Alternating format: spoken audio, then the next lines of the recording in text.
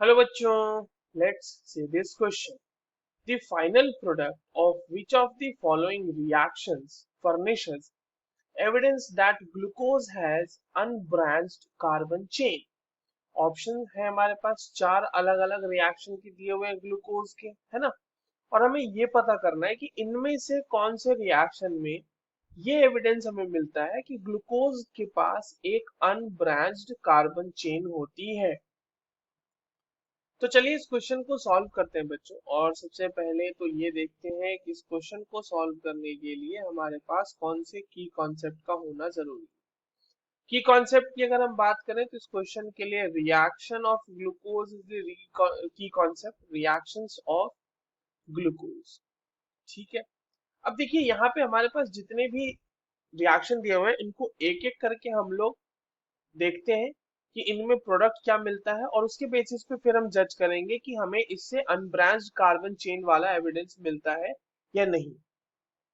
अगर हम ग्लूकोज की बात करें बच्चों तो glucose is simply what, C6H12O6, है ना। और ग्लूकोज के जो मतलब ग्लूकोज का एक्चुअल जो स्ट्रक्चर होगा, या फिर हम उसको इस तरह से थोड़ा ओपन फॉर्म में लिख लें अगर, तो glucose is basically what, CH2OH। ये यहाँ पर से हो जाएगा, ये हो जाएगा CH2OH, CHOH होल 4 हो जाएगा, और यहाँ पे आ जाएगा CHO। This is your glucose. अब इस ग्लूकोज का रिएक्शन हमें कराना है सबसे पहले बार में तो ब्रोमीन वाटर से। तो ये हो जाएगा Br2H2O। ब्रोमीन वाटर के साथ अगर ये रिएक्ट करता है बच्चों तो ब्रोमीन वाटर देखिए एक माइल्ड ऑक्सीडाइजिंग एजेंट होता है। ये इसे इस जो है वो ऑक्सीडाइज कर देता है ग्लूकोनिक एसिड में। ठीक है, बाकी सिर्फ और सिर्फ एल्डिहाइडिक ग्रुप जो आपको दिख रहा है ग्लूकोज में वो ऑक्सीडाइज हो जाएगा, ये बना देगा यहाँ पर से ग्लूकोनिक एसिड। ठीक है, ग्लूकोनिक एसिड। और जब हम इसका रिएक्शन फर्दर रेड फॉस्फोरस के साथ कराते हैं in presence of HI, red phosphorus in presence of HI, तो क्या होता है कि इसको सिंपली ये समझिए कि इसके जितने भी OH ग्रुप हैं, ठीक है, ये सारे के सारे कन्वर्ट हो जाते हैं CH2 ग्रुप में।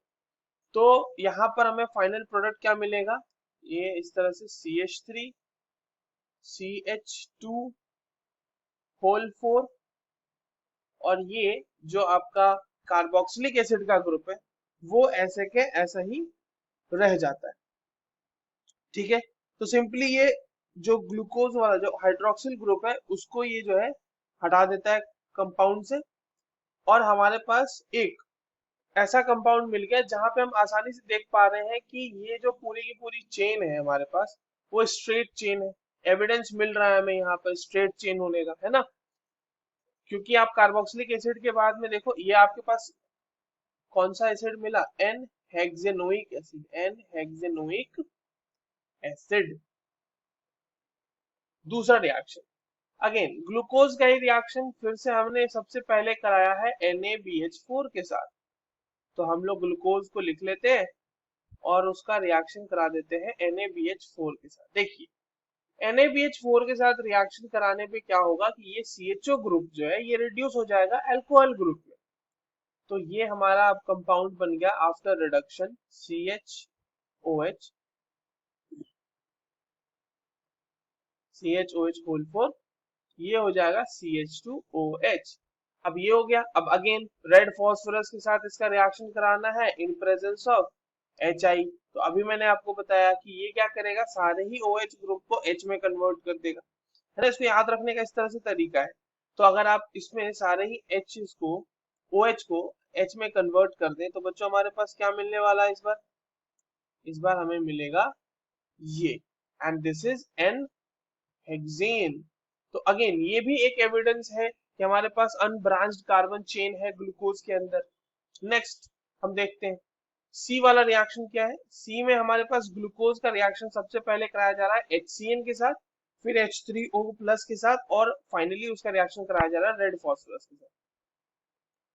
तो ग्लूकोज यानी CH2, इसको वैसे ही लिखते हैं OH CH2 CHOH,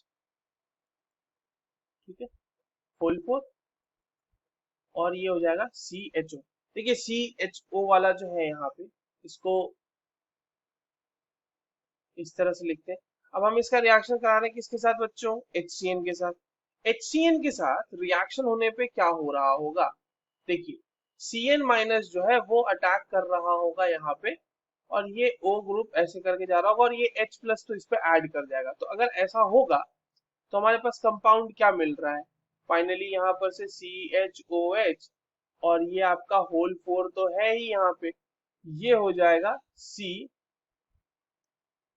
CHOH, ये CHOH एक और यहाँ पर मिल जाएगा CN। Now in presence of H3O plus, इसको CN को थोड़ा सा इधर लिख लेते हैं, CN। Now in presence of H3O plus, या फिर H प्लस भी सिंपली लिख सकते हैं, ये CN जो है ये कार्बोक्सिलिक एसिड में कन्वर्ट हो जाएगा, और हमारे पास जो कंपाउंड अब आ रहा है वो देखिए कैसा आ रहा है,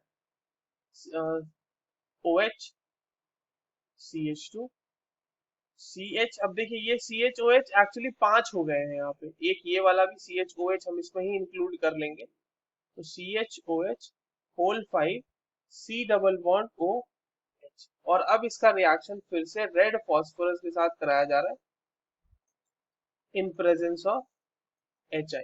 तो अगेन यहाँ पर क्या हो जाएगा? CH3 CH2 होल 5, और ये कार्बोक्सिलिक वाला इसी तरह से रह जाएगा, ये सिर्फ OH को हटाता है कंपाउंड से, रेड फास्फोरस HI। तो अब हमारे पास यहाँ पर जो कंपाउंड मिल रहा है वो है हेप्टेनोइक एसिड। हेप्टेनोइक एसिड, उसको आप एन हेप्टेनोइक एसिड भी बोल सकते हैं। आपके पास यहाँ पे सिंपली 7 कार्बन की एक चेन मिल रही है। Again this is also an evidence कि हमारे पास जो कंपाउंड मिलता है इस रिएक्शन में भी, वो जो है वो क्या है?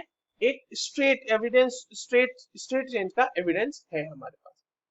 लास्ट जो रिएक्शन है बच्चों हमारे पास मीथेनॉल के साथ इसका जो हमारा मिथेनॉल के साथ ग्लूकोज का रिएक्शन कराना है हमें।